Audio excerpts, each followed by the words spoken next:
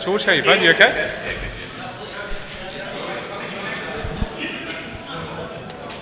Camera's all good at the back? Yeah? All good. We've got England assistant coach Jeetan Patel. We're going to start with Rory Dollard. Go ahead, please. Hi Jeetan, a tough day on a good batting pitch. How do you reckon the guys stood up to that? I couldn't commend them anymore. I think the toil they put in today was high end. The way they tried different things to take wickets, the different fields they had, the way they fielded. I mean, to take those three wickets tonight was testament to the work they'd done in the first two sessions, if I'm honest with you. I think we're pretty happy with how it's ended up, 4 down. Obviously, we'd like them 6 down, 10 all out, but you know, you're in the subcontinent and you're just playing different conditions. And how were the guys in terms of the resilience out there, the conditions, the big stand that sort of occupied them for 56 overs or something? Were they, at the break after the afternoon, were they sort of heads up? Yeah, guys were fizzing all day. I mean, it really is surprising. I suppose back in the day, we'd have got a lot of people down, but we talk about the positive moments and trying to affect the game positively. And the guys went out in that third session knowing what they had to do, but also with enough energy to be able to affect it.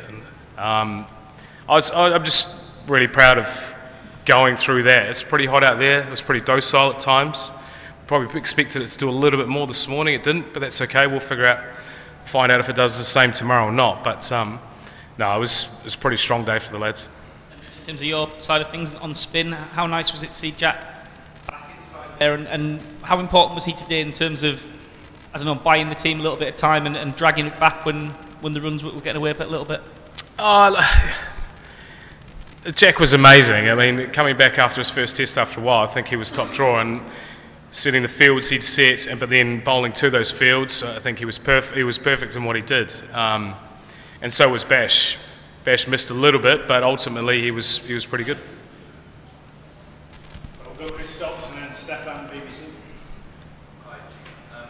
Wicket for Chris Wokes there at the end, and also the team, but what effect can that have on Chris for the rest of this series in terms of confidence and momentum, given his overseas record and the chat about that going into today? Chris has bowled well all season. He always does. I mean, I thought he bowled well again today. He tried everything that we all did. We set different fields and not always the opportunity comes, but to get that wicket tonight, I think that proves that he's a skillful bowler no matter where he is. To get the ball to go away from Bubba at the end of the day on a flat wicket and then nip one back, it's pretty decent.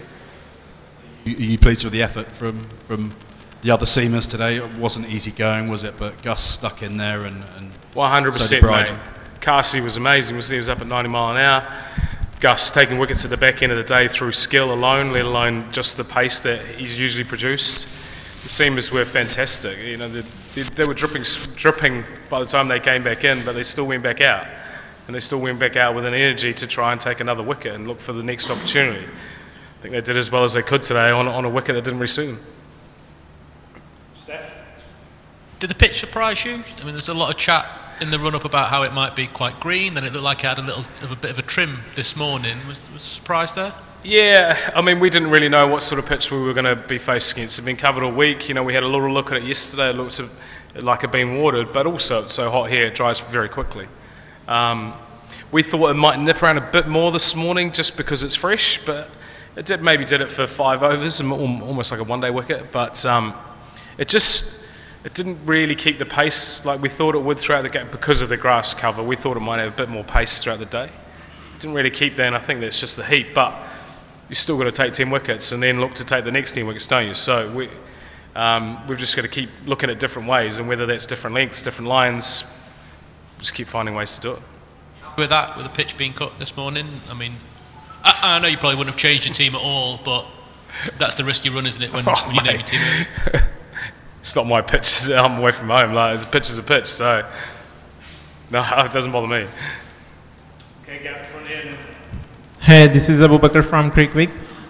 So do you think, as today there was not much help for the bowlers from the pitch, so do you think it will we can see some turn and spin later in the test match, like on day 3 or day 4?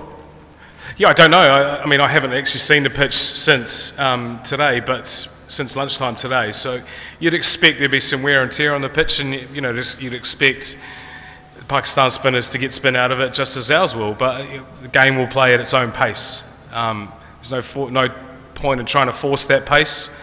The wicket will allow whoever to do whatever they need to do at the right time. It's just who's in the right position to be able to do that, but also who's willing to affect it. Last question. Don't you think your pacers were not bowling on the channel? They were a bit fuller, especially with the first new ball. We were trying to take wickets, mate. We were trying to nick guys off. We had people behind the wicket, so we want to bowl fuller. We want to challenge batters. We would like to get 10 wickets every day, every time we bowl. So, there's always a hindsight. There's always a different look at how we could play the game. But I think the guys were pretty good today at chopping and changing their plans very well. Thank you. Cheers, Jeetan. No worries. Thank you. Have a good night. Cheers, guys.